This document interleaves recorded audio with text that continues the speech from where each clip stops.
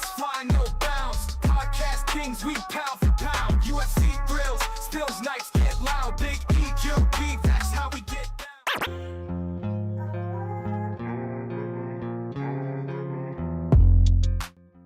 Yo, what up, everybody? Welcome back to another episode of the GRP. I feel like I'm hearing double sound with that music, but it might just be me. So, anybody out there listening, tell me if you heard that double. You can still hear the background music. Might just be me, though. But anyway, at least the music played. So that's a good thing. So, welcome back to another episode. Just here chilling, getting ready. I got my drink ready. I'm ready. Just here ready to do the damn thing because we got some stuff to talk about with last week's pay-per-view. Bit underwhelming, bit disappointing. Yeah, my wife said it's just me. That's fine. I just got to find out where I'm hearing double sound from because I know I'm hearing it, but as long as it's not coming across, it's okay. I just get, I get paranoid because I'm thinking, shit, I think I messed something up. But as long as it sounds good there, that's good. That's all I care about. Cheers.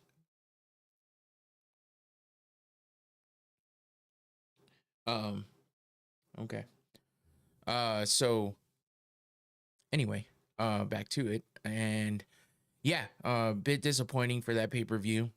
That seems to be the theme for the week. Pretty much. Is disappointment. It's at an all-time high right now, but it's all good. We're gonna turn it around. We're gonna make it. We're gonna turn it into a good and make the best out of everything. Because, I gotta be positive sometimes, and it's been tough to be positive lately.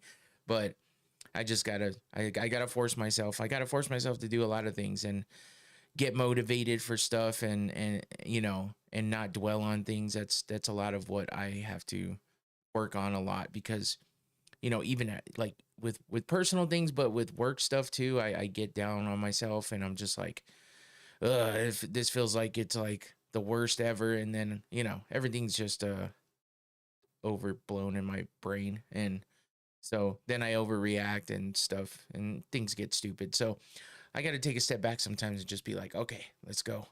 Get back to it. Get back to focus. Let's go. So that's why I'm glad I do this. Even with some trouble and stuff like that here and there, at least I know I can come back to this. And I made this for myself here to have a good time and push through with creative stuff that I want to do. And it's good for that. So I'm happy about that, and I'm happy to keep it going. So that's what I'm here to do. We got the big relationship holiday happening tomorrow, Valentine's Day. So happy Valentine's Day to everybody early.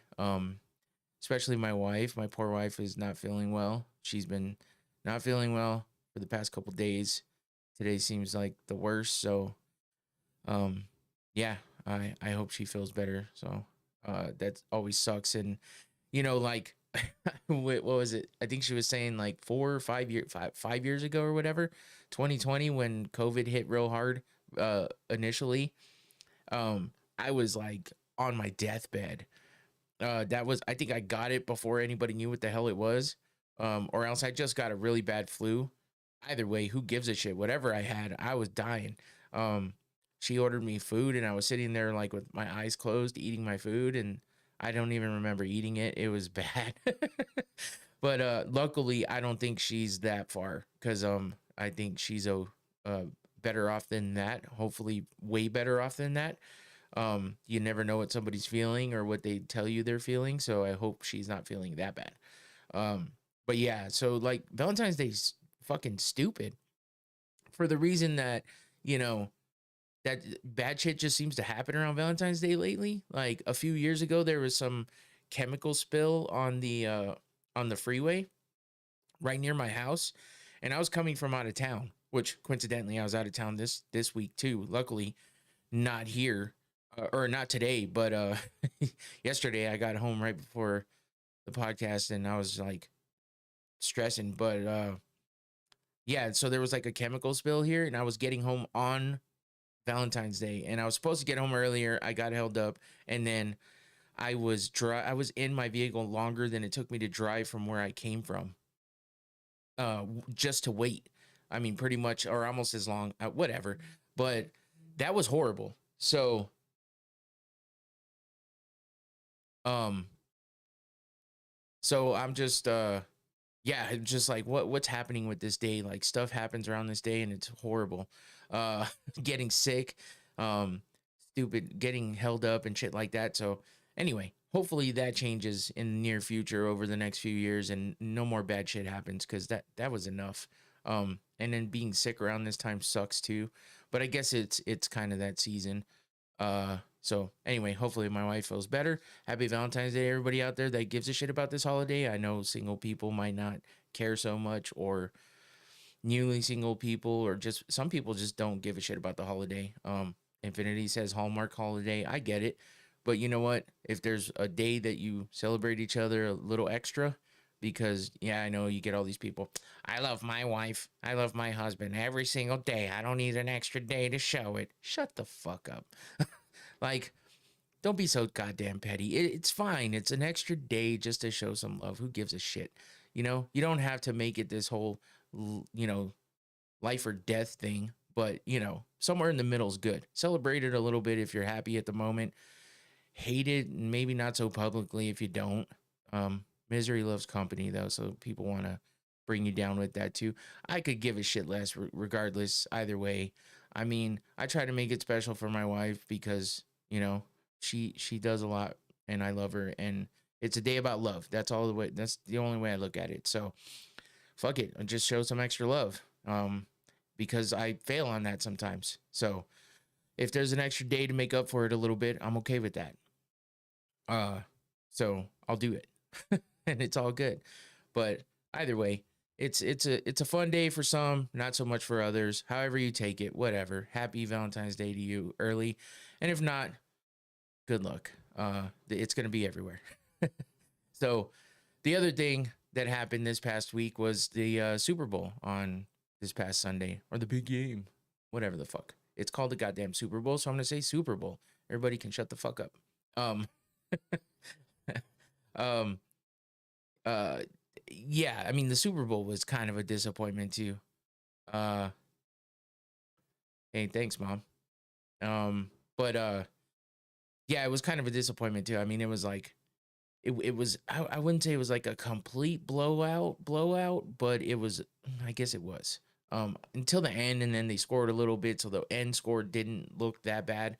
But I guess when I think about it back, I mean, it was kind of a blowout. So either way, it wasn't a great game. And I didn't really give a shit because I don't care about either team. It was. I don't want to celebrate on the grave of the the losing team at the moment, but I'm not that big of a Chiefs fan. I'm kind of tired of seeing, Patrick Mahomes and his Kermit voice, and his stupid face. Travis Kelce's cool, but I'm sick of Taylor Swift. But Travis Kelce's hair was horrible, so he can go down with that one. His brother's cooler. And who else?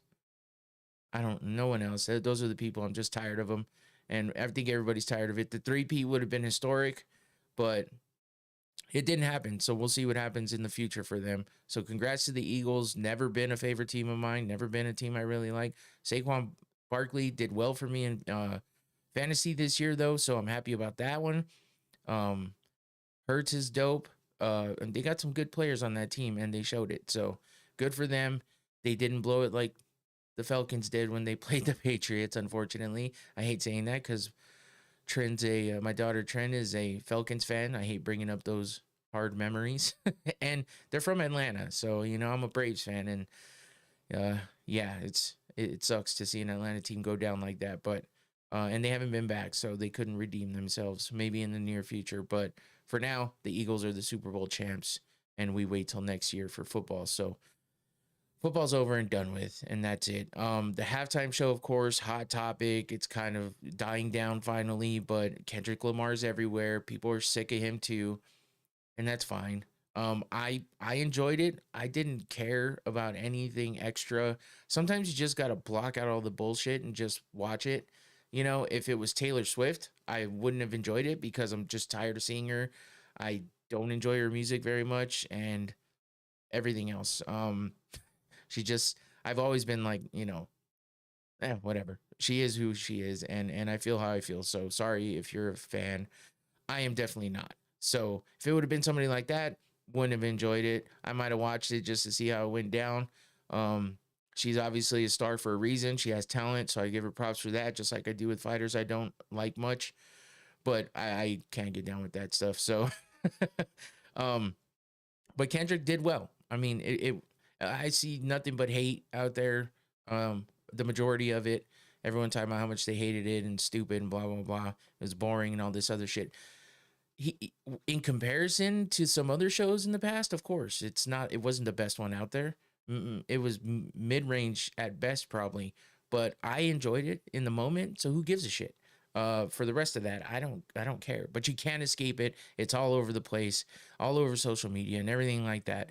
I like a lot of Kendrick songs, so when I enjoy him as an artist. I like a lot more Drake songs, I think. So the beef is what it is. I just sat back and watched it for entertainment. But I don't really have a side. I mean, when Kendrick was on with everyone else from the West Coast, like Snoop Dogg and Dr. Dre, well, I guess Eminem was in there, not really West Coast, but same kind of thing. Hey, Trend's in the chat. What's up, Trend? Go follow her everywhere. Tenant Trend, streamer, gamer. She's struggling right now. She's got a lot of homework, but she still gets in there. I saw she was streaming earlier, so I hope your stream went well, Trent. But yeah, I mean, I thought Kendrick did well. I like his music. Everything he played, I liked. Yeah, there's some slow songs here or there, but I mean, come on, man. You got some other shit that's just boring as fuck that's happened in the past. So you take the good with the bad with the good, and you get over it. There was a lot of Easter eggs in that performance. And I mean, I thought that was clever. He's a very intelligent person to think of all these things and put them all in there. And I think it's kind of funny. Some of the stuff that he put in. So of course, this conspiracy theories are just running rapid, and it's all funny. It's all entertaining. So I just sit back and watch the show, I guess. But yeah, that's it for everything else. Super Bowl's done. We'll be over hearing about Kendrick and all that stuff soon. Valentine's Day tomorrow. We're not celebrating until Saturday because, number one, my wife's not feeling great, so that's gonna suck. But it's just easier on the next day. So we're just gonna go the next day and have dinner. Tomorrow will just be like any other day, kind of. The flowers are there, the balloons are there, and the love is always there. So that's how we're gonna do it. Who gives a shit? Friday's a weird day, so it's better than a weekday, but still, shit gets crazy on the day of. So who gives a shit? Do it the next day. That's what we're doing this year. We both agreed. We're both okay with it. We're both happy with it. It's all good. So hopefully everybody else enjoys all their stuff as well. I'm trying to turn the disappointment into something better and just have a better week coming up. Try to have a good weekend this weekend. I played some golf last weekend. I figured out some shit thanks to my boy, Mr. Golf and Glory, Clark. Helped me notice something wrong I was doing with my swing. It was actually my club. We fixed my club head and adjusted it the right way, and all of a sudden I'm driving better. Now that sounds dumb if you know anything about golf, but when you've tried everything to fix your goddamn swing and it still won't fix, and then you look at the equipment and you realize there's a problem there, and you fix that, next thing you know, the next 5-6 drives in a row, which I'm never that consistent, go straight and far, because I was losing distance, I was losing everything, I was hitting right, and all of a sudden it's good. So I guess we'll see what happens this weekend. The boys want to go play on Sunday, so I'm going with them, and yeah, I'm gonna see how it goes. Hopefully I have a whole round of good drives and I keep everything intact. So let's hope for good there. So that's a positive. I have Monday off, President's Day. It's fucking weird. Why do we have that day off? I don't know. We didn't have Martin Luther King Jr. Day off, even though everyone else did. So I guess we're making up for it. But I get Monday off, I guess. So that's good. I'll enjoy that. And I'm just going to focus on making a lot more content here. I might be doing some extra stuff on the channel. I always say might because, things happen and stuff. But I definitely want to up the content, maybe start making some more shorts here. I've been doing stuff on TikTok, so go follow all my social media going on right down there. I'm going to try to start putting more stuff on Instagram and Facebook that is, my content. I repost a lot of stuff there just to keep people up on the news. TikTok is where a lot of my original stuff goes, and I try to put content out every weekend. I haven't done anything this week for this weekend's event, but I did something for last weekend's, and go check that one out. People seem to like that TikTok I made yesterday.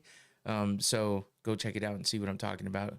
I felt like it was pretty good. So, other than that, I'm going to focus on making more content, better content, and just keep getting better at all of this and keep this going, because it's what I love to do.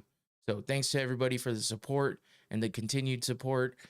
Have a good weekend with everything. Now let's get into combat sports news and what we're here for. And we'll start with, I know, Jake Paul again, right? We keep talking about this, but we have to because it's there. And this happened earlier in the week, or over the weekend. I don't even remember at this point, but that's kind of what I want to do, is maybe focus on doing a little more stuff that might be up to date when things happen early in the week or on the weekend. Right after the Saturday night fights, big stuff might happen then, or any news that comes out. So be on the lookout for that, because I might be doing a short or just a short video to, keep up with the stuff and keep everybody informed and just keep the content coming here. So check that out. But this happened earlier in the week. Boxing news. Jake Paul posted, Canelo Alvarez ducked me. Jake Paul ducked me, Jake Paul, and is now an owned slave with no regard for the pride of the Mexican people who support him on U.S. soil. It's not surprising when his whole career he has done nothing for the sport of boxing outside of the ring. I'm the new face of boxing. You cannot have the biggest fight of 2025 without my name involved. When all your events tank and lose money, you will all realize who the king of the sport is. 28 years old, biggest fight in boxing history. My own boss, not owned. 5 years in. All you felines want to see me fail, but God has other plans. It's the era of good, the era of the elephant. It's the era of MVP. So he made this AI rendered like picture to go with it. There was another one, but don't care that much. It is what it is. It's Jake Paul making content. He's good at it. So it is what it is. Canelo responded with, hey guys, don't pay attention to anything from the fucking YouTuber. I just fight real fighters. No fucking around with Canelo. And you'll hear him say that himself here in just a second when I play this video, because there was a video that was posted by Jake Paul, and he's basically saying everything he just said, but with a little more context and a little more hate in his voice. So let's take a look at that video real quick. Let me make sure I'm ready for everything. And here we go. Oh, Canelo, you puta. And this fucking YouTuber. I just fight real fighters. Time to expose them. So we had a signed contract to fight. Here. Okay, he says signed contract, but before the contracts even get signed, there's like a letter of intent type stuff and an agreement to, basically sign a contract and all this other. There's like the contract before the contract, and all this other shit. So that's kind of what this is. Obviously none of us are privy to most of this shit, but he's showing what he believes is what is happening here with the signatures and stuff. And I mean, it looks legit. So let's keep going. You can see Canelo's signature and my signature to the right. Claiming he's not fighting YouTubers. Bullshit. Look at the poster. We were announcing Tuesday, February 11th. Claiming he fights real fighters, but he's fighting Crawford, a 135-pound fighter, and running from a real fighter like David Benavidez, you bitch. The truth is, you can be bought. You're a money-hungry squirrel chasing your next nut. The truth is, these sports-washing shady characters are... And he's talking about the Saudis. That's who he's talking about right now, because what happened is Canelo signed a 4-fight deal, I think, with Turkey El Sheikh, and who's the head guy for Riyadh season, the guy who's wrapped up in all the combat sports right now. MMA, he's mixed up with the UFC. Obviously, we had Noche UFC sponsored by Riyadh season. We just had a Saudi event, Riyadh season event, and then we got boxing. Of course, that's where all this Riyadh season comes from. Turkey El Sheikh is the guy that heads all that up. He's the mouthpiece, the talking head, the doer of all of the deals, basically. So that's who he's talking about here, even though he doesn't name him. Paying you hundreds of millions of dollars to stop our fight from happening because they couldn't fathom the fact that they can't create a bigger fight than me and you. Al Heyman has made you hundreds of millions of dollars and you turned your back on him for this check. Disloyal. And you were begging to do this fight on pay-per-view. But I have loyalty. Loyalty to Netflix, doing the biggest numbers. And you call me a YouTuber, but you've never had a boxing match as big as mine. Remember you told my team that your daughter came home and asked if you were fighting Jake Paul? She was all excited. You said that was the first time your daughter's ever asked you about. Oh shit. So that's where he's hitting below the belt, talking about his daughter. It's a good point. It proves his point a little bit, but I feel like he did it a little dirty. But of course he's going to. This whole video is shade thrown in every which way. And I mean, he's just telling his truth right now, doing what Jake Paul does. So I guess we can't expect anything less, right? A fight, and you're screwing over all your Mexican fans by doing your fights in Saudi. It just shows what type of person you are. And I promise you one thing, Canelo, any fight that you do this year, mine will be bigger. So go fuck off to your boss, you Ring Magazine employee, you pink and orange bitch. And oh, fix that herpes on your lip, you dirty puta. Bruh. Oh, holy shit. So of course he goes in at the end. Now, I mean, obviously you can't go against somebody like Jake Paul. Put out a video that has anything in it that he can touch on. So of course he's gonna call out what looks like a herpes on his lips. Could be a cold sore, you know, people get it. It's that time of the year, people are sick. But Jake, what happened to your fucking eyebrow? What's up with your hair? I don't know what else. I mean, what's really under that beard? I don't think it's a great chin. But you never know. So, I mean, that's what I'm saying. Everybody can pick apart shit about me right now. That's what people do. This is why he's good at what he does, though. He makes videos like this. They're entertaining. And yeah. So in the end, that's the video he made. Now, MVP came out, which is Most Valuable Promotions. That's his company. And it says, statement for Most Valuable Promotions regarding Jake Paul and Canelo Alvarez. MVP was deep in negotiations for a blockbuster fight between Jake Paul and Canelo Alvarez on Cinco de Mayo weekend in Las Vegas.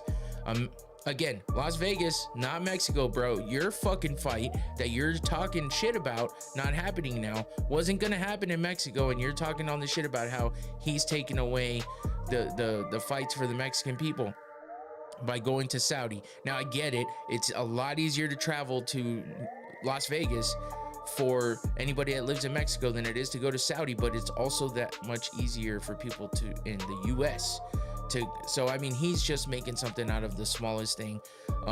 It is what it is. So a massive event, a massive event for the Mexican, Puerto Rican, and American fans, and it's disappointing to see how the situation unfolded. MVP operates with integrity, transparency, and respect for the sport, its athletes, and the fans. Okay, that's why you constantly talk shit about every other athlete in the sport, but that's integrity, right? That's why you put out a fucking promo making it look like you and your brother are gonna box. That's transparency, right? And respect for the sport. But you and your brother made a spectacle of the sport because you both box, and yet you put out this whole promo thing making it look like you're actually gonna fight each other, because that's what a lot of people want. But you have so much respect for the sport that you led people to believe that's what was gonna happen. There's headlines all over the place, and then you just announce a shitty fucking reality show about your stupid shit that you pull every day, and how we're gonna watch you and your brother argue. We just watch the fucking podcast for that, right? I mean, you get a little behind the scenes. They fucking film everything. We already get that. So what are we doing? But whatever. Unfortunately, not everyone in the boxing world shares those values. The situation boxing has always been about fucking money. Money talks everywhere, and boxing has always been that way. It's fucking corrupt. There's been fixed fights, the fucking judges, the refs, everything. Boxing has a fucking reputation for it. So not everyone in the boxing world shares these values. Shut the fuck up. The situation is a reminder not to believe everything you read, especially when the current media environment is often controlled by those with hidden agendas, like you and your brother, including promoters who have reporters on their payroll. Because you're so above and beyond, right? Whatever. We remain in active discussions with multiple high-profile opponents and are committed to delivering the biggest fights, like washed-up boxers, old MMA fighters, and I don't know what else. Fake fights with your brother. The highest opponents, though, right? Oh, I'm sorry, high-profile opponents. Okay, I stand corrected. And are committed to delivering the biggest fights, the most exciting events, and to working with partners who share our values and our commitment to boxing and its fighters. Jake Paul isn't going anywhere, and neither is MVP. We'll continue to disrupt boxing on our terms. And I can't read. But yeah, I mean, talk about hypocrisy. Just get everything that is said there is everything that he's done in the sport of boxing. Now, I've given him credit over and over and over again for what he's done for fighters, fighter pay. But the PFL thing, PFL's going kind of down the drain right now. They're trying to revamp things. They dropped the payment for the money that they get for winning the tournament from $1 million to $500,000. Now, they dropped the season thing. They're not doing seasons anymore, or fucking not teams, but seasons and points and all that shit. Apparently they're doing away with all that. Maybe that's a good thing because nobody really seemed to get down with that much, but dropping the pay is kind of makes you wonder, like, what's actually happening here. So PFL, which he's a part of, he's supposed to be making things better. This is what he said. And yet he hasn't fought like he promised he would in the PFL for an MMA event. He hasn't brought much to that organization. Haven't seen much coming from him specifically for that organization. And that organization seems to be struggling a bit right now, losing fighters left and right. And yeah, they acquired a whole other organization that was already in the shitter. And half their fighters are leaving because they don't like what's happening there. They can't get fights. They can't get their shit together. Maybe they have good stuff coming up, and I don't mean to just talk shit, but that's just what's been out there and what's been seen. So where you at, Jake Paul? Where you at with PFL? You got all this other shit going on. You're supposed to be the greatest thing that ever happened to all these things. Where you at? Where you at with PFL? Why aren't you vying for the best things to happen over there? Maybe because you only have a stake in that and you don't care that much about it. I don't know. So it's weird. It's weird, and that's it. That's all I wanted to talk about with that. I just thought it was interesting and kind of hilarious that that's the way that went down, that this is the statement they put out, and yet there's all that behind it. So we continue with the Jake Paul circus. Again, I give him props for as far as he's gotten in his boxing career, for the achievements he's been able to follow through with, and his success. It's like from a YouTuber to a boxer, shaking up the world of boxing and blah blah blah. I mean, when you do stuff like this, though, it makes everyone revert back to what they thought of you in the first place, and it's hard to defend it. It was shady and shitty what Canelo did, because if all this is true, that sucks. But shit, he should know better than anybody. That's life in that world. That's business. And the business wasn't good for Canelo to do that fight. So let's wait and see what happens down the road when possibly that fight tries to, come to fruition again at some point or another. So that's my rant on Jake Paul and Canelo, and that should be it for now, because I highly doubt any other news is going to come out. It's already dying down a little bit, and not much more has been said.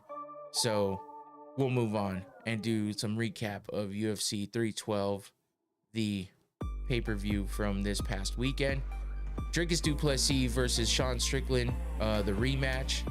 Dricus beat Sean for the belt. He's defended the belt since then against Israel Adesanya and beat him, which solidified that title for him with a legitimate defense. And now he goes into his second defense of that title with Sean Strickland and the rematch of the fight that gained him that title. And this happened in Sydney, Australia, where Sean Strickland seems to be pretty beloved, but yeah, he was out there just making a fool of himself, doing a lot of the same shit that he usually does. And last time it was, you could kind of see it as being one of those things where you kind of gain a little, like, maybe not like for him, like or love for him, but you kind of see the wholesomeness of like all the fans giving him love out there and all this other shit. But this time he came in and he was everything that happened with Bryce Mitchell and Conor McGregor's tweets and Marvin Vittori's tweets and all the bullshit that happened, all that shit basically just turned into Sean Strickland wanting to go hard in the paint for showing out and saying inappropriate things and taking free speech to another fucking level. He wants to go out there and parade the fact that he can say whatever he wants and nobody can tell him different, because the UFC will back him up and say freedom of speech. We're gonna slap your hand a little bit. You're a bad boy. Go stand in the corner for 2 seconds and think about what you did. That's all they're gonna do, because we've seen it already. And there's only so much that people can kind of take with that kind of shit and the stuff being said. So yes, I know there's you guys are pussies and fucking you need to learn how to take a joke. Well, a lot of this shit ain't joking. So that's part of what the problem is. But also, like, shouldn't there be a little bit of a tax on stupidity being spewed out in the fucking in the mainstream media?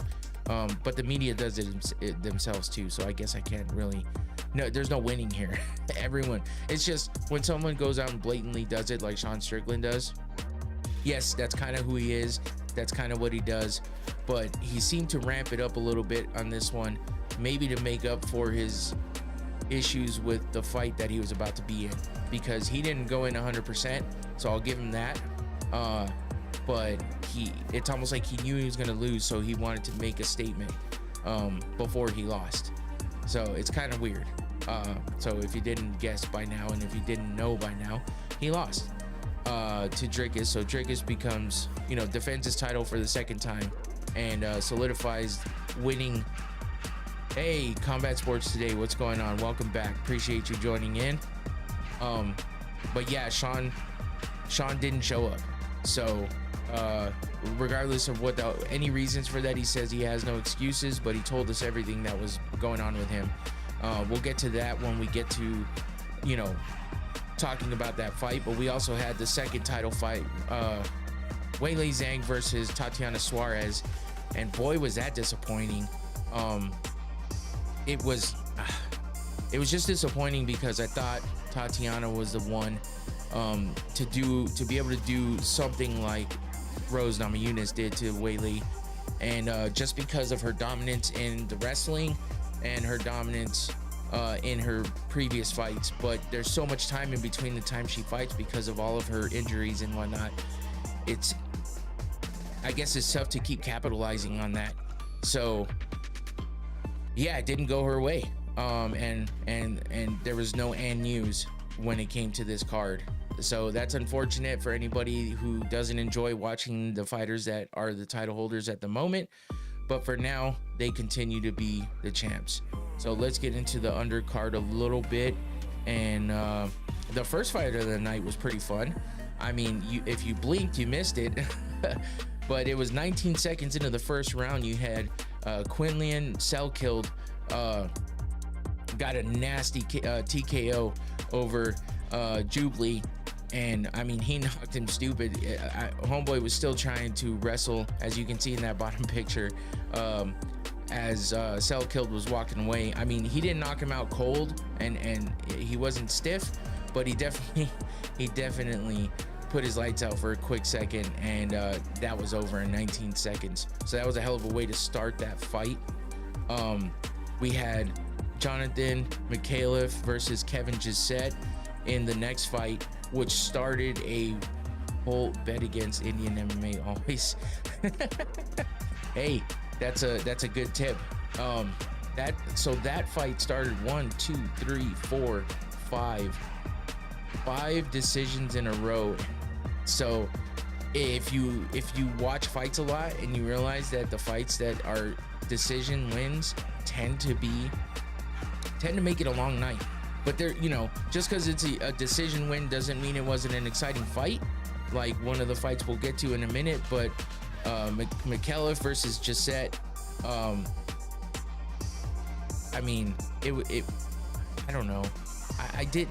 It wasn't a fight I was like, holy shit, I gotta keep watching this type of fight. You know what I mean? There just wasn't a whole lot to it. So that was a unanimous decision win there for Jonathan McAuliffe. McAuliffe? I think that's how you say his name. So then we get to Rong Zhu versus Cody Steele. And holy shit, this is one of the fights that definitely may say decision at the end. Least memorable fight. Yeah, that's why I don't even remember what the hell happened in that fight with McAuliffe and Gisette. So, but Rong Zhu versus Steele, that was a banger. As you can see in these pictures, Rong Zhu fucking killing it. I thought a lot of people thought Cody Steele was gonna be the one to have the upper hand here, and Rong Zhu proved everybody wrong. This was a pretty bloody fight, and it was a performance or a fight of the night bonus for both of these guys, because damn, for being the third fight of the night, it was exciting, and I was like, please, let's keep this momentum going. Cody Chin of Steel, yeah, he wouldn't stay down. He wouldn't go down and stay down, and Rong Zhu put everything into it. So it was a good one, and Cody Steele was impressive with taking all that damage, and they went at it at the end. It was fun. So that was a good fight there, even though it was a decision win for Rong Zhu. Moving on to the brother of the champ, Ilia Topuria, his older brother, which is kind of crazy. These two could be brothers. Yeah, no shit. Alexander Topuria versus Cody Thickness. Man, what happened to Colby? What happened to Colby Thickness? Because I was expecting a little more from him, but Topuria, he didn't look that impressive at first, and then he turned it up. He got this crazy suplex, which it came out of fucking nowhere, because they were just kind of doing some grappling. Next thing you know, Topuria is like, booyah, and he fucking suplexes the fuck out of Thickness. So Thickness ain't that thick, because he got thrown. Either that or Topuria is that fucking strong. But it was fun to watch. I mean, the entire fight wasn't fun, but the last round and a half was probably pretty good. Ilya fights just like his older brother. yeah, which is strange. I mean, if you listen to any of the stories about how, Alexandre is the older brother of Ilya, and he kind of took some time off in order to kind of help his brother achieve the status he's at now, which is a champ. And that was kind of a crazy way to go about your career and put it on pause to help your brother. That's commendable for sure, and I mean, I give him props on that. And now he's looking to make his way up the ranks and find his way to a possible championship as well. And he took that first step with a win over Colby Thickness in this fight here in the early prelims at 135. But it was kind of sad, because at the end you're seeing Ilya and Alexander Volkanovski kind of shaking hands or whatever after the fight and stuff, and it's like, damn, what are we watching, a replay? I mean, at least Thickness didn't get knocked out like Volkanovski did, but still seeing the long faces in that corner kind of sucked. So but then we had Kong Wang versus Bruno Brazil. Kong Wang is usually a pretty exciting fighter, but this one, unanimous decision win here for Kong Wang as well. Another not so memorable fight. Didn't get a whole lot of this one. out there. So I didn't get a whole lot out of this one is what I was trying to say. I'm over here choking on my own spit. But then we move over to Tom Nolan versus Vyacheslav Borshev, I think. Another unanimous decision win there in the lightweight division. Nothing crazy coming out of that one. Then we get to Gabriel Santos versus Jack Jenkins. And I mean, this one was kind of fun, I guess. There wasn't nothing too insane in this one, but Jenkins got worked. Gabriel Santos did his thing in this one, catching a third round submission by rear naked choke. As you can see, this kick landing on the face there. And then you get the setup here for the rear naked on Jack Jenkins, disappointing his fans out there in his hometown or his homeland, wherever exactly we were. But I'm already forgetting. But yeah, unfortunately, he didn't get the win. He got choked out in the third round, 2 minutes and 6 seconds in. Gabriel Santos putting in work. I don't want to say making it look easy, but yeah, he did his thing. And then we get to Jake Matthews versus Francisco Prado. And Matthews, I mean, I was expecting a little more out of Prado, but Matthews kind of came up a little bit in this one and showed a little more than I thought he would. I mean, both these guys are pretty damn good fighters.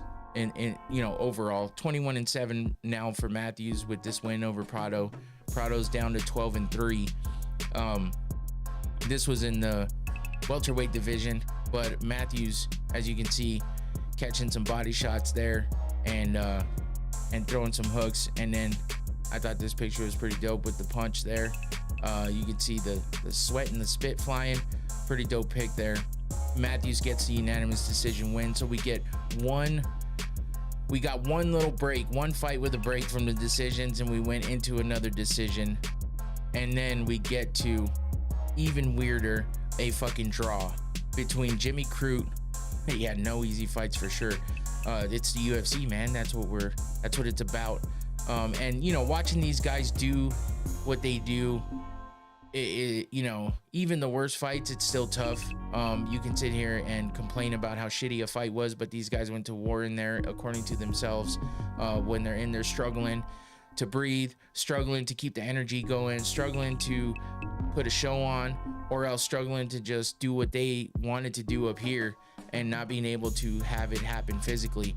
So we can't down on them too much. I have respect for all these guys for even getting in there and doing it. I love this sport, and that's why I keep doing this, and that's why I like to talk about it. And you know, I'm no professional or anything over here, but it's fun. And regardless of how much I might down on some of it, I'm just stating some facts here that, you know, the fight wasn't great in some instances, and some it is.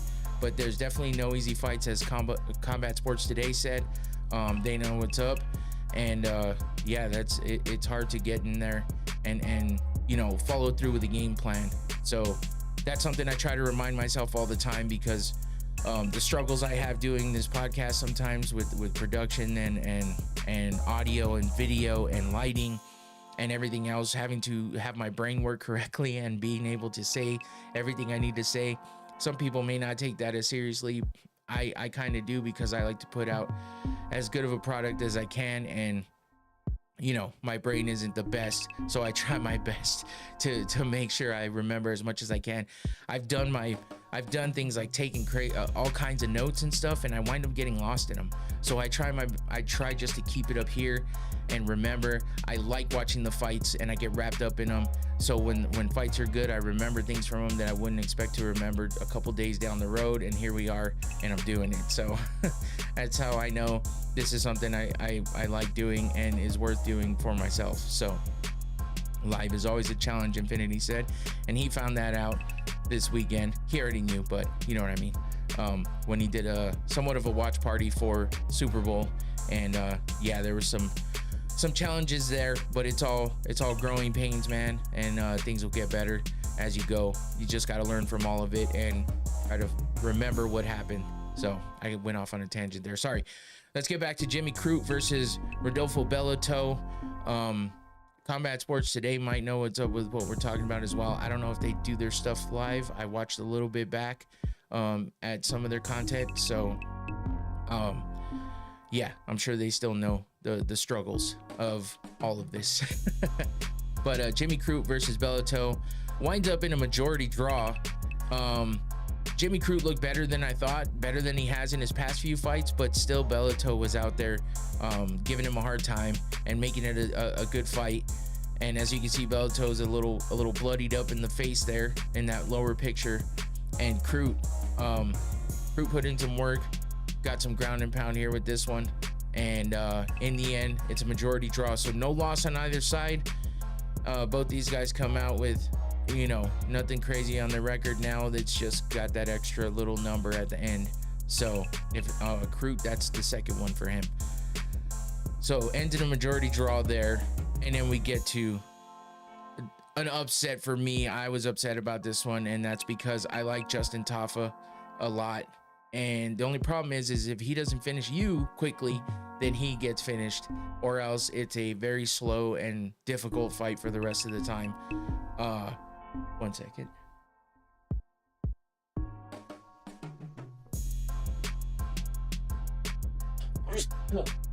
There it is. I felt that coming. Took a minute, but yeah, he gets, thank you. He gets beaten by the debuting Tellison Teixeira, who winds up getting a performance of the night bonus here against Justin Tafa. As you can see him landing these kicks. The last hope at heavyweight, Tellison. Tallison, there you go. The homeboy's 6'7". God damn, that's tall. Undefeated from 7-0, makes his way up to 8-0 now with this win over Tafa. And Tafa just had nothing for him. Tafa always looks so just relaxed in there. Looks like he's rolling with the punches, it's all good, and next thing you know, he's done. And that's what happened here. Oh man, Tellison, you know, landed these kicks. Bro should have been in the NBA. Yeah, no shit, but he looks a little goofy and uncoordinated for basketball, so that might have been tough. But we've seen some guys in that form in the NBA as well, so I guess there's always some room for that height in there. But he came up with a fucking crazy elbow, flattening the fucking nose of Justin Tafa. And at first I was like, wait a minute, was his nose that flat before? Because you see this elbow land in, like you see in that top picture, and when that elbow comes away from his face, that nose is smashed.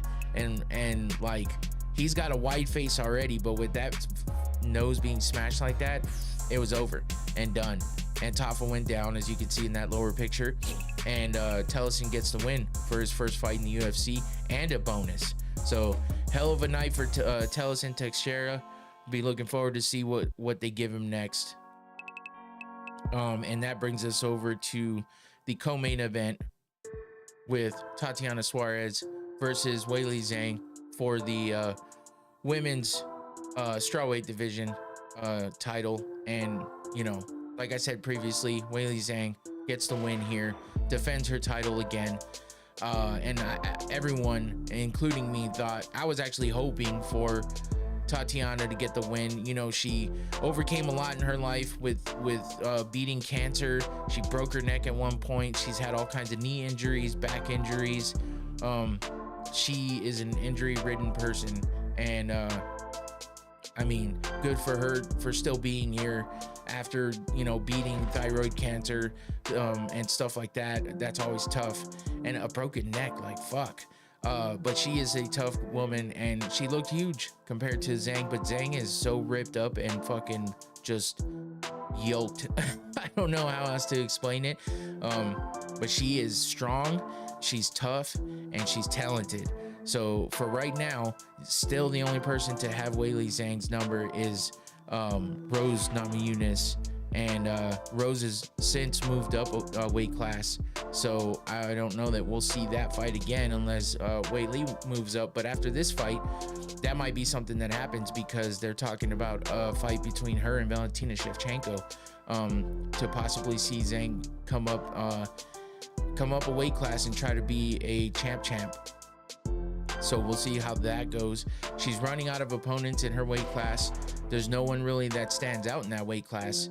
So, you know, like I said, Rose is the only one to beat her twice, and you know, she is now a weight class above. So maybe Wei Li pulls a Pereira and starts chasing people up weight classes and starts winning multiple titles. Who knows? But as for now, Wei Li put that work in against Tatiana and really just beat her up and made Tatiana not look as dangerous as she did in other fights previously. And that's upsetting to me because I like Tatiana, but you know, she's has so much time in between fights because of all the injuries, and you know, these women's divisions right now aren't in the best of positions with competition, with the rosters in general. Obviously the featherweight division is pretty much gone. Since Nunes retired, there's been nothing there. That's why certain fighters have left. So who knows what's going to happen with that. I don't think they've ever actually said that they pretty much got rid of that weight class, but it's still just there living in like some weird, just shady area that no one knows what's happening with. But Wei Li is definitely looking to maybe get a second belt in the near future with a fight against Valentina. I don't know how she would do against that one. Valentina has some crazy striking, but we've seen her get humbled. We've seen her get held down and get choked out, and we've seen her struggle with opponents that we didn't think she would struggle with. So I guess now's a better time than ever for Wei Li to go up there and try to claim that belt as well and beat that you know, dominant champ over there. So, but as far as Suarez, those, you know, she's getting rocked here a little bit, and she suffered some damage. Oh shit, I missed a picture, which was just this submission attempt here, as you can see. And this is what I was going to lead into, because you can see in this picture, while I have the other pictures in the background because I screwed up, but that's all right. You can see Suarez's face is beat up. She's getting choked here, and you can see her knee bloodied up. You can see a gash in that knee. And let's take a closer look at that, because that was pretty disgusting. So if you're squeamish, look away. Sorry, I said that a little late, but that is a big nasty gash that I think she suffered in like the 3rd round or something. And you can see that bottom picture is the stitches, which is crazy and oddly stitched. I've never seen anything stitched up like that quite, but I guess because it's on the knee is why that was done that way. And I don't know that anybody's really said anything about how the fuck this even happened, but it looks like she caught herself on something and ripped it. I heard something about possible hard plastic that was sticking up on certain part of the cage. Why she's the only one that got caught by that, I don't know. But it's a nasty gash, and that thing was nasty throughout the rest of the fight. She was trying to cover it up at some points, not wanting really the camera to see it, but you know, they always catch a view, they always catch an angle, especially if something that's leaking that much and something that's gashed open that much. I don't know how many stitches that was down there, but that's a hell of a stitch job, and that's got to be uncomfortable on the knee right where you bend. Crazy.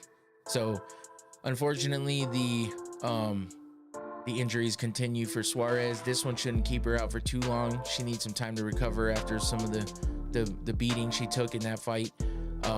She's a tough girl, but you know, you need to take some time after that. So hopefully she heals up quickly. That brings us over to the main event, which was, I wouldn't say completely uneventful, but definitely disappointing in the way that, you know, Sean Strickland was talking this huge game about how he was gonna lay it all on the line. He was gonna die on his shield, and he wasn't gonna go out like a bitch and all this other stuff. But I mean, what did he do? He didn't do anything. A lot of the stuff that he did is just what he always does. Teep kicks to jabs. Teep kicks to jabs. That's all he does.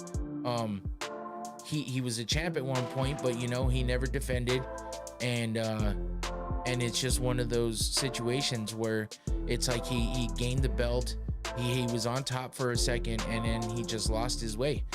And if you don't evolve, you die, right? That's what they say, obviously, in a you know, I don't even know the word I was trying to say, hypothetical way, I guess. So it doesn't seem like he's evolved, but he had some issues coming in that he talked about, which was everyone saw and was questioning whether he actually had staph on his arm because of that little, look like a popped pimple crater type thing on his arm. And you can see it a little bit in those pictures if you look closely. It's a little dark spot on his arm, but when you look closer in some of the pictures that they showed before the fight, you could see the hole.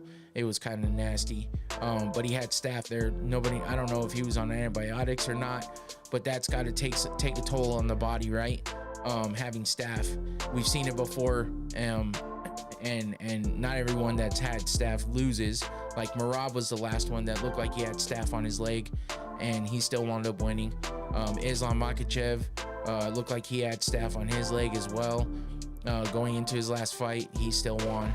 So it's never a tell as to whether he's gonna lose or not, but it depends. If they're on antibiotics and it's fresh, that could definitely take a toll on cardio, on their overall performance in general. So that's something you got to look out for when you're betting on these fights and stuff, because that could be a tell. It's just not always the case, so it's tough.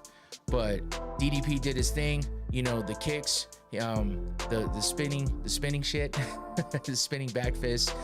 He's so fucking awkward. I don't know how he pulls off this shit, but that he does. But he definitely got the best of Sean Strickland, catching him, what was it, in the 4th round, I think, when he caught him with that right hand and broke his nose. And all you see is Sean sitting there doing this, and you know, I'm like, Drickus, jump on him, what are you doing? He kind of just stood back and watched him like, what the hell are you doing with your nose? After he busted him in the nose. So that's a little something you can see on my TikTok. That was what I made that about, with talking about Sean. Might be a little disrespectful, but it is what it is.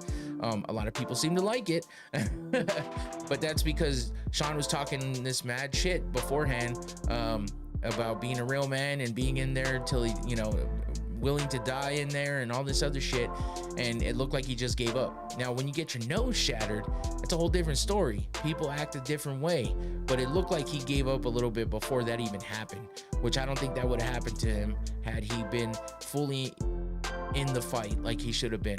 So that's just my thoughts. I've never been the biggest Strickland fan. I'm not the biggest DDP fan either, but he keeps winning against high-level opponents with this awkward fucking style. But it's gonna catch up to him. Again, you gotta evolve or you go away.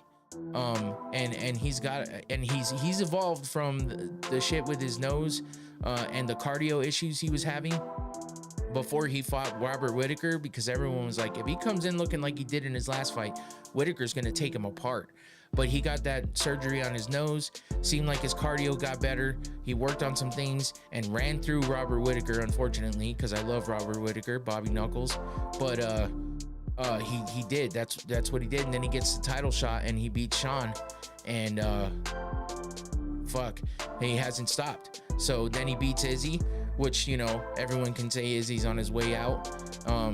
And you know, lost his way after Pineda knocked him out. He got the revenge, and then he hasn't been the same since. Sean kind of took that aura from him a little bit, and then Drickus took it a little more. But you know, Izzy got the and then Izzy loses to Imavov too, so it's like, fuck, man, 3 losses in a row. But that was a heartbreak from a couple weeks ago. Now we're talking about this fight. So yeah, Sean gets his nose busted. And you know, he got his hits in a little bit here and there, but nothing that was ever a threat to Drickus, really. Sean just didn't show up for the most part. And he also said that he had previously, before the fight, broken his arm. So I'm not sure how much that affected him. I mean, he said it healed and everything before the fight, obviously, but still, that was something that could have hindered his performance going into that fight. So none of these guys go in at 100%. It's just a matter of how they feel that day. They could be the best they've ever been in all the workouts leading up and all the training, all of the sparring, and then they get to that fight that night and the lights turn on and shit goes downhill. Again, not comparing this to fighting, but sometimes that happens here too, you know? You're so hyped up to do a podcast and talk about these fights, the lights turn on, the camera starts, you hear the music, and next thing you know, you go blank. I've had those days and they suck.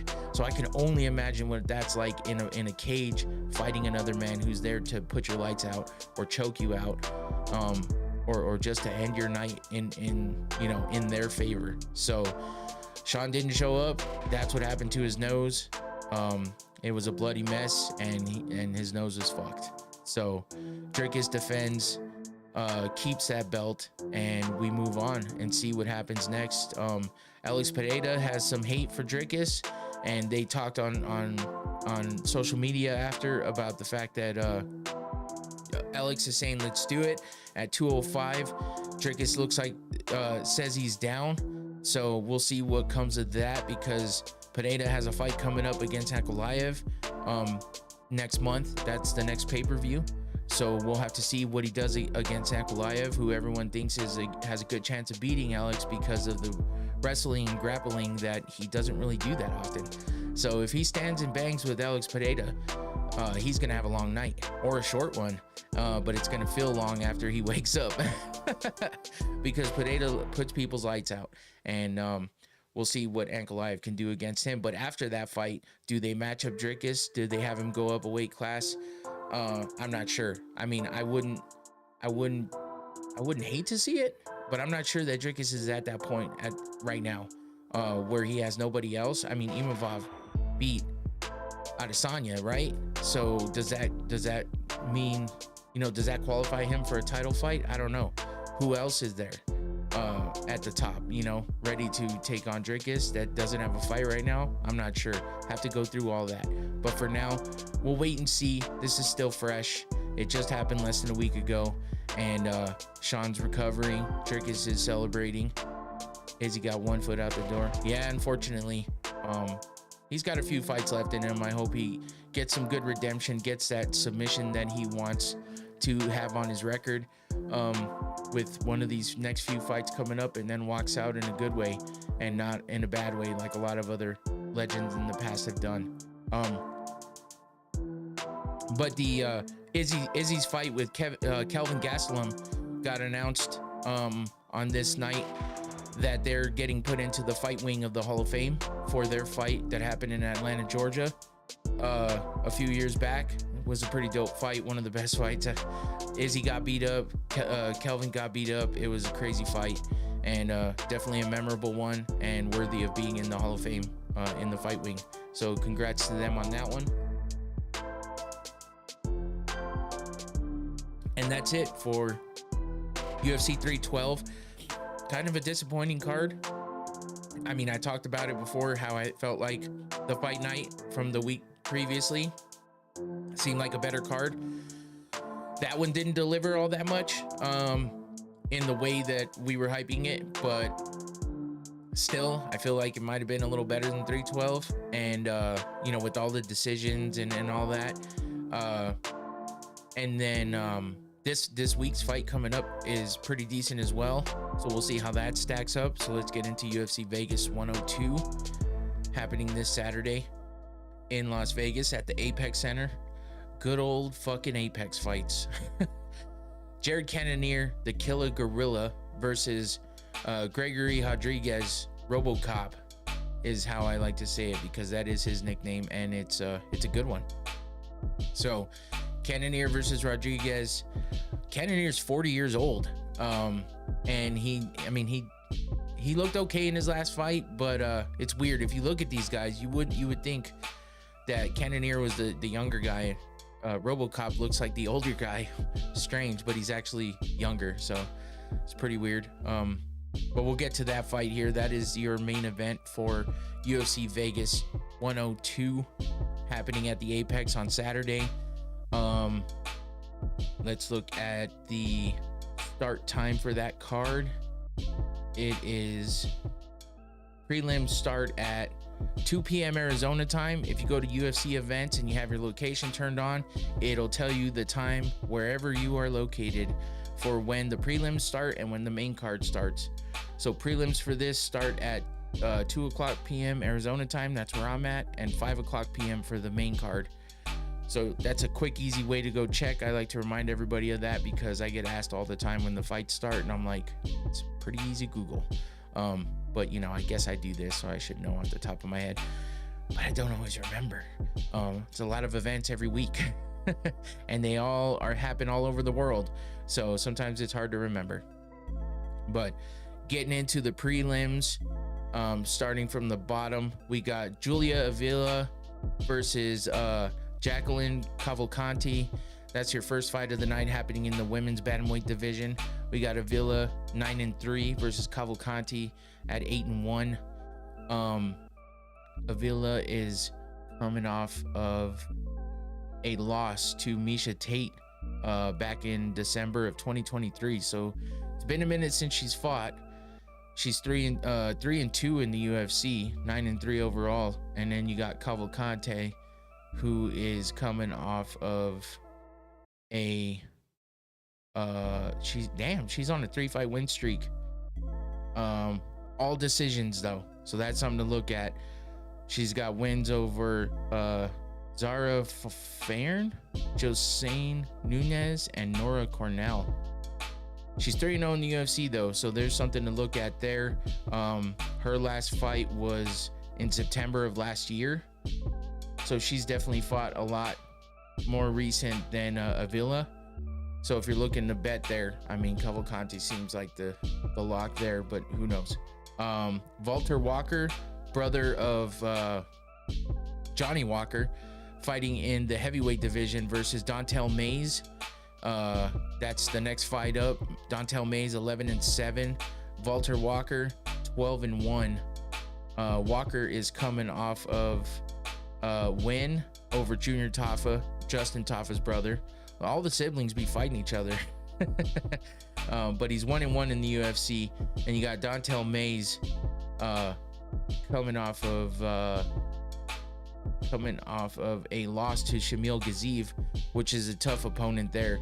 So he's got this whole win-loss record going right now, going all the way back to February of 23. He lost and then won and then lost and then won and then lost. So if you keep up on that pattern, he's due for a win for Dontel Mays, but he is 4-5 in the UFC, and Walter Walker's looking to, you know, do some damage like his brother's done in the past. So we'll see what that fight gives us there. Should be a good one. Both these guys are fun to watch. Let's move on to Vince Morales versus Elijah Smith in the men's bantamweight division. Morales 16-8 overall. Smith is 7-1. Then we get to Gabriel Bonfim, brother of Ismail Bonfim. So some more siblings going on here. Man, this fight game is a family thing. And the UFC's got all the siblings. It's crazy. But Gabriel Bonfim being the first brother, I think he might be is he the younger or the older? He's 27 years old. Let's take a look at his brother, who is also on this card higher up. He's actually on the main card. If this fucking webpage would let me click on things. There we go. His brother is 29. So Gabriel Bonfim is the younger brother on the prelims, fighting against Chaos Williams. That's a tough ass opponent right there. I mean, his fucking name is Chaos. That was his nickname, and apparently he changed it legally to Chaos Williams. So that's a tough sounding name, right? But 15-3 overall, 16-1 for Bonfim. The Brazilians are tough, man, and that Bonfim family definitely has what it takes to be a tough fighter. So that's happening in the welterweight division. Moving on to the next prelims, we got Estevam versus Aguilar.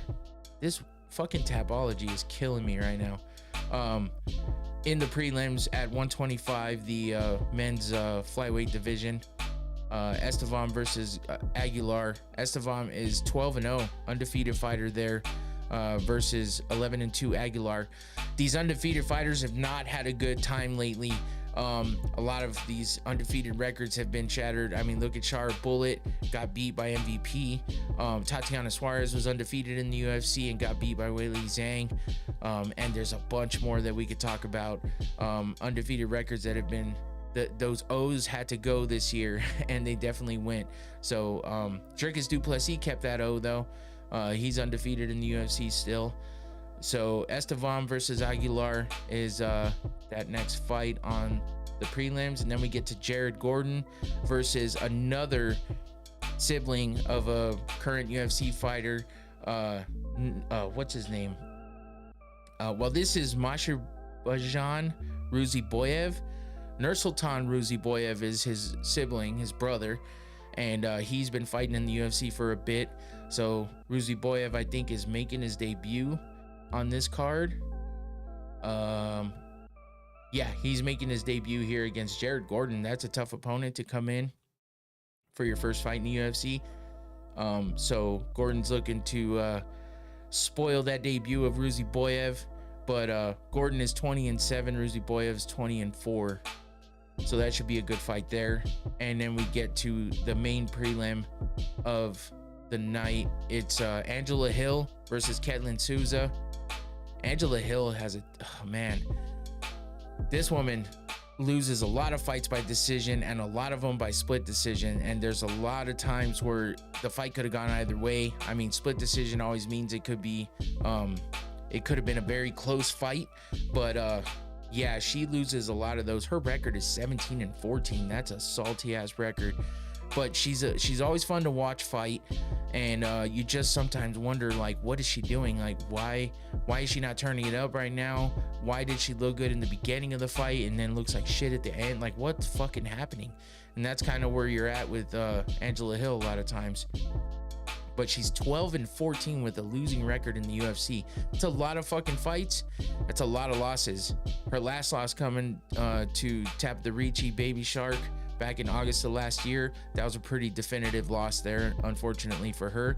Before that, she was on a 2-fight win streak with a guillotine choke win over Luana Pinheiro and a unanimous decision win over Denise Gomes. A lot of decisions on her record, so she definitely goes the distance a lot.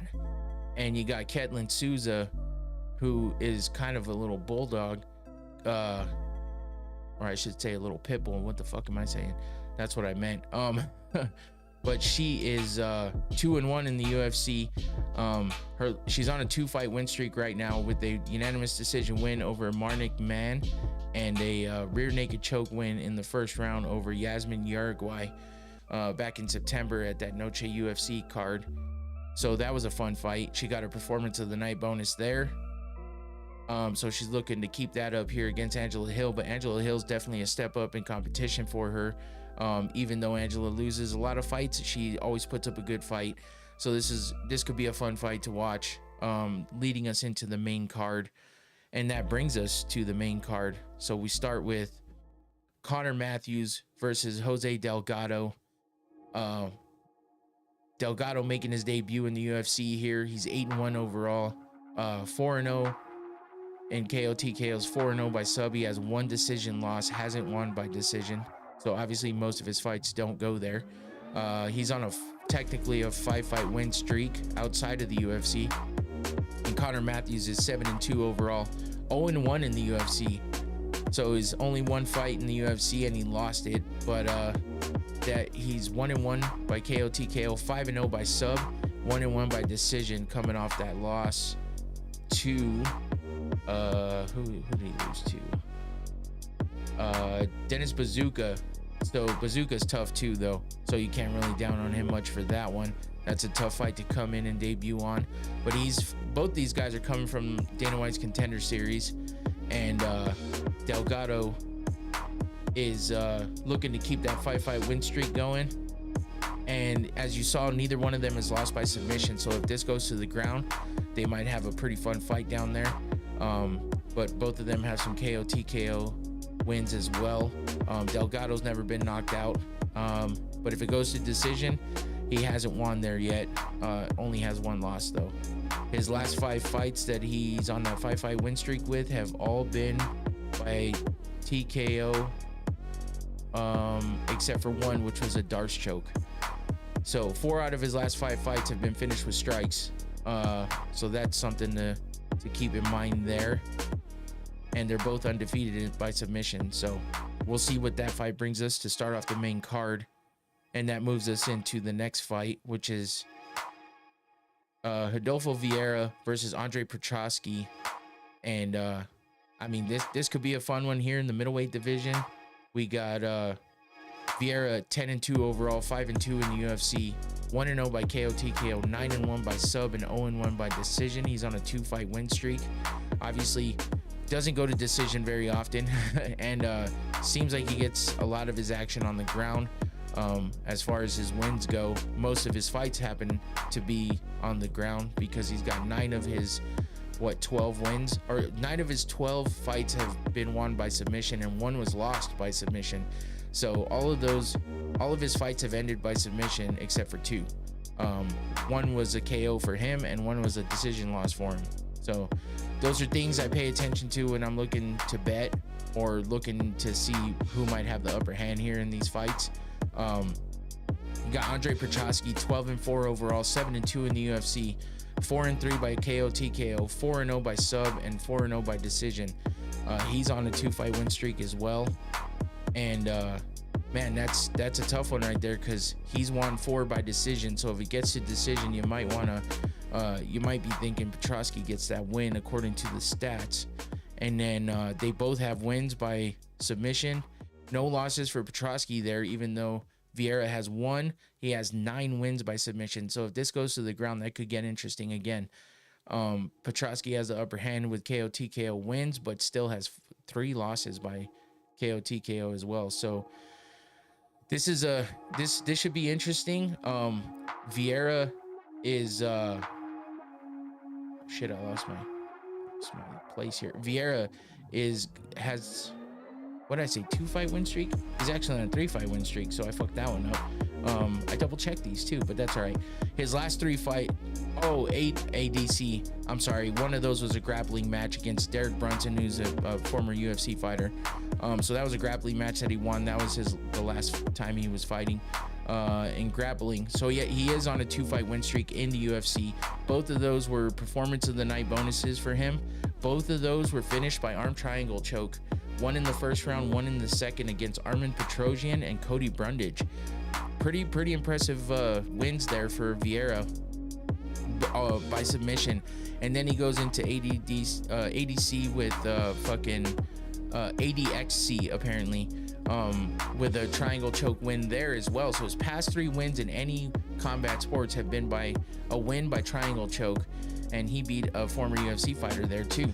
So yeah, this might get to the ground, and then it'll get pretty interesting, because both these guys look like they got some skills on the ground. And there you see Vieira on top with of course a submission being shown. And then you got Petroski. He's got some heavy hands. He's a pretty bulky guy. 4-3 by KO TKO, like I said, and he is he's on a 2-fight win streak. He also looked like he was in a couple grappling matches. His last grappling match he lost by decision there. His last 2 fights that he's won in the UFC were by decision as well, against Dylan Budka, who's fighting on this card, and Josh Freemed. He also won another grappling match recently, and that was by decision as well. So yeah, a lot of decisions for Petroski. Likes to grapple too though, but as you can see, he's got some heavy hands and can land some hard punches. So I think this one's gonna probably wind up on the ground, which they both have some skills down there. So we'll see how that one goes. We'll move on to the other Bonfim brother, Ismail Bonfim versus Nazim Sadikov. Nas coming from that Ray Longo camp. They talk him up a lot. He's 2-0 in the UFC, 9-1 overall, and Bonfim is 20-4 in the overall and 2-1 in the UFC. So undefeated Sadikov in the UFC, trying to keep that O going. 6-0 by KO TKOs for Nas, 2-1 by sub, and 1-0 by decision. He's on a 2-fight win streak. And then you got Bonfim, 9-0 by KO TKO, 4-4 by sub, 500 record there, so it could go either way for him on the ground. 7-0 by decision, wins a lot by decision, but wins more by KO TKO. So that's interesting there. Bonfim is coming off a win. If these pop-ups don't stop, I swear to God. Holy shit, I'm just trying to look through this stuff. I can't write all this down, take up too much space everywhere, and I'd lose my spot. So I try to, that's what the internet's for. But man, Tapology is riddled with fucking pop-ups right now. Bonfim's coming off a win by decision over Vince Pichel from back in May. Before that, he had a loss by rear naked choke to Benoit Saint Denis. And we got Nas coming off of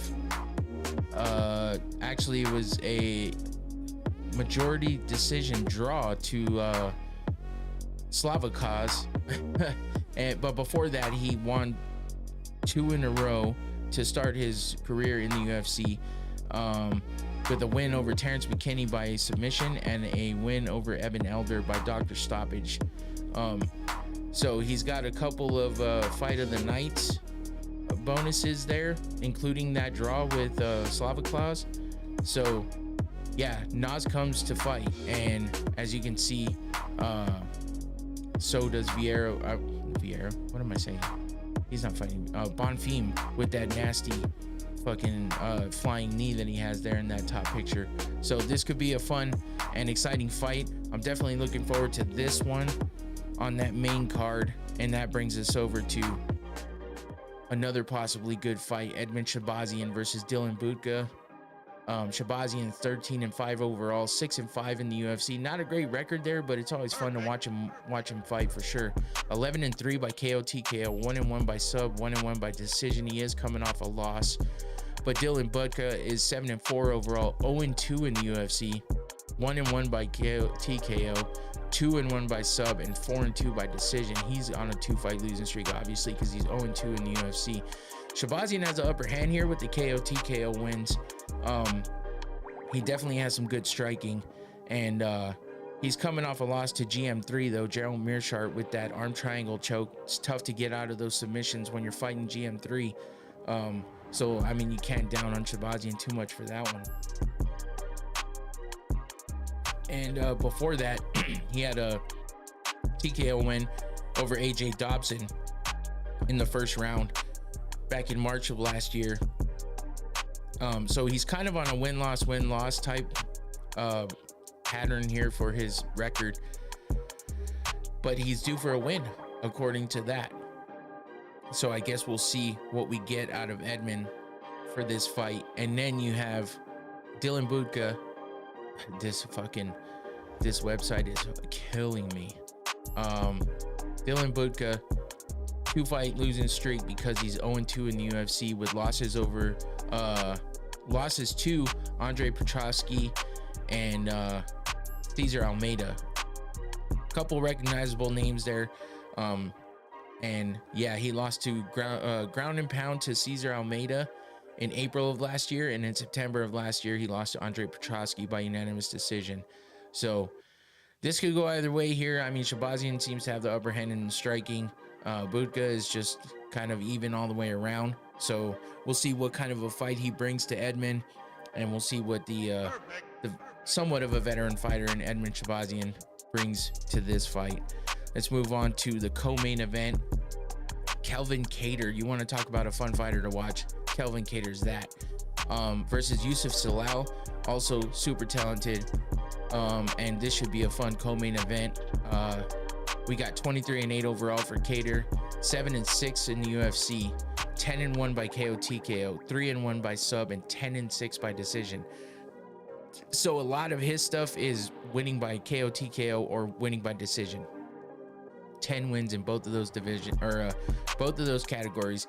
He is on a 3-fight losing streak, but I mean, none of his fights are boring. So he may lose a lot, but he's he's definitely fun to watch. And then he's fighting Yusuf Zalal, 16-5 overall, 6-3 in the UFC, 4-0 by KO TKO, 9-0 by sub, 3-5 by decision. So it looks like his only kind of what do you call it, downfall here is in the decision column, because he's undefeated when it comes to KO TKOs and subs. 6-3 in the UFC though, and all three of those fights seem to have been decision losses. And Calvin Kattar takes it to decision a lot with that 10-6 record there, and with those 10 wins, I mean, if it goes all 3 rounds, it's gonna be probably in Kattar's favor. He's got that great striking with those elbows and knees. Definitely a smart fighter, and goes out there to win every time and puts it all out there. That's the one thing you can say about Calvin Kattar with those heavy hands and that striking. And then you got Yusuf Zalal, also a fun fighter to watch, mix up the strikes a lot, and has that big knee here, nasty knee there. And yeah, let's see, who is he? Let's see, his last 3 fights in the UFC are arm triangle choke over Jack Shore, Jarno Aarons was a rear naked choke, Billy Q rear naked choke, all happened last year. 2 of those were performance of the night bonuses for him against Jack Shore and Jarno Aarons. So some submissions in his previous fights in the recent ones, and yeah, he's looking to keep that record going. So this should be a fun fight. If it goes to decision though, I got Kattar. If it gets to the ground, it's looking like Zalal has the upper hand. So we'll see where this fight takes us. I guarantee it's going to be a fun one to watch though. So check that out. And that brings us to the main event to wrap us up here. Jared Cannonier versus Robocop, Gregory Rodriguez. Cannonier, like I said, 40 years old, to Rodriguez, who's 32. 17-8 overall for Cannonier, 10-8 in the UFC, 9-3 by KO TKO, 3-0 by sub, 5-5 by decision. He is on a 2-fight losing streak against Robocop, who's on a 3-fight win streak. So that's a weird matchup there, but a step up in competition for Robocop, because he hasn't really fought anybody on the level of Jared Cannonier. So I guess that's what evens out that losses to wins as far as the previous, the most recent fights that they were in. Robocop is 16-5 overall, 7-2 in the UFC, 9-3 by KO TKO. Same record there in that category, 4-0 by sub. Neither one of them has been subbed in any fights. 3-2 by decision, a bit better there for Robocop, with Cannonier having that 500 record there. So I mean, similar styles, with these categories, similar outcomes.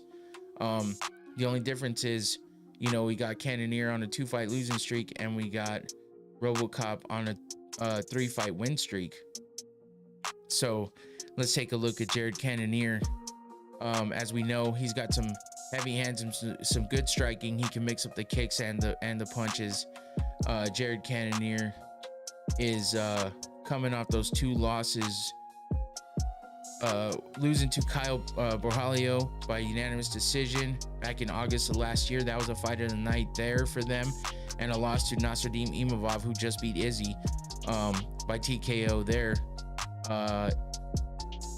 in June of last year. Before that, he was on a 2-fight win streak with wins over Marvin Vettori and Sean Strickland. Those are some pretty good names to have under your belt for Jared Cannonier. A fight of the night bonus on that Vettori fight, and before that he lost to Israel Adesanya. So I mean, he's got some big names on his record. He's got skills all the way around. You can see him getting that big hit on Marvin Vettori on the top one, and then catching Imavov there too. So then we move over to Robocop with the good striking as well, especially with that shot against Iron Turtle down there in that second picture. He's on a 3-fight win streak with wins over Christian Leroy Duncan by unanimous decision, Brad Tavares by TKO in the 3rd round, and Dennis Tiululin, I think, by TKO as well in the 1st round there. So, I mean, you can see the progression in his opponents from Tululin to Tavares to Christian Leroy Duncan. So, but still nobody on the level of Jared Cannonier. So that's what you got to keep in mind, even though it looks like Gregory Rodriguez is on this good win streak, you know, and it looks like he's got some skills and he's been pretty impressive in his past few fights. You still got to pay attention to the opponents, the strength of schedule there. And Cannonier's been fighting killers and champions and contenders. And Robocop is just, you know, kind of notable names, but nothing crazy. So this is definitely Robocop stepping up in competition, trying to make his way up that ladder in the rankings and trying to get a good win over the vet Jared Cannonier, who's on a losing streak already, trying to turn it around. So that's it for UFC Vegas 102 happening Saturday night. So check that out. Enjoy those fights. The prelims start kind of early, 2 p.m. Arizona time. 4 p.m. or 5 p.m. 5 p.m. for the main card. So don't miss it. Enjoy those fights happening on ESPN Plus. It's UFC Vegas 102 at the Apex, and that wraps it up for me. So that was fun. And you know, we had some good stuff to talk about. Went on my little rant in the beginning, but always a good time. I appreciate all the interaction in the chat. DJ Infinity, always with the support. I appreciate you for that. Combat Sports Today jumping in again. Thanks for coming back. My daughter, Tenant Trin, go follow her everywhere. All her social media. She has a YouTube channel and a Twitch channel. She's a gamer and a streamer. She puts out a lot of content in between school and work. So it's a little rough right now, but she still puts it out there. So props to her. Go follow her everywhere. Tenant Trin. My wife and my mom are in the chat as well. So thank you guys. Go out there. Hey, Magic's jumping in right now too. What's up, Magic's? Thanks for joining in. But I'm wrapping up. So have a good Valentine's Day. If you're gonna celebrate, be good to each other, and everybody who doesn't have a significant other, still have a good day. And yeah, enjoy the fights this weekend. I'm gonna try to do some relaxing. I'm gonna try to put out some extra content. And I'm just gonna focus on, you know, making everything better as always. But, you know, I always got to step it up at some point in time. So whatever drives me to do that is what I'm gonna do, and take advantage of the time I have to make everything better, come up with new, fresh ideas, and keep putting out more and more content just to make, you know, put it out there for everybody who supports me, and try to gain some more followers and subscribers and viewers and everything else. So thanks again, everybody, for the support out there. Appreciate you all. I forgot about my sponsor. I'm surprised Infinity didn't remind me, but don't forget to check out Noctane smelling salts. Hit that QR code that way. Hit that QR code. Go get yourself a bottle of Noctane smelling salts. There's 3 different levels of potency. This is the strongest one. I use this shit all the time, especially when I'm driving for out of town stuff for work, because it keeps you awake and alert. And I promise you, even if it doesn't feel the best when you first take a whiff of it, you're gonna love the results. So go take a look at their website. It's informative, it's fun to look at, and it gives you everything you need to know about smelling salts. So thanks again to Noctane for the sponsorship. I appreciate it. I forgot to do it in the beginning, but hey, I got it in there. So that's it for me. I'm out of here. Take it easy. Peace.